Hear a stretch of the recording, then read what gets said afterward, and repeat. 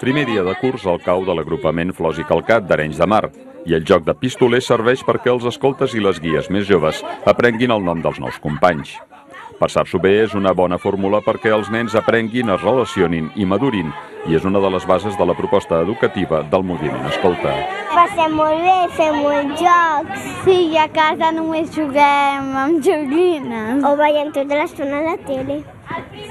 Nosaltres hem après moltes coses. Et fas molt més autònom ràpidament, aprens supervivència. No sé, està bé. L'escoltisme femení va néixer el 1912, poc després que el masculí, i va arribar a Catalunya a començaments dels anys 30. Hi ha hagut períodes difícils, com el de la postguerra, però el creixement ha estat constant, i avui el moviment compta amb 20.000 escoltes i guies, organitzats en 200 agrupacions repartides per tot el país. L'escoltisme, doncs, ha evolucionat molt i en tots els sentits, però sense perdre mai de vista quin és el seu paper.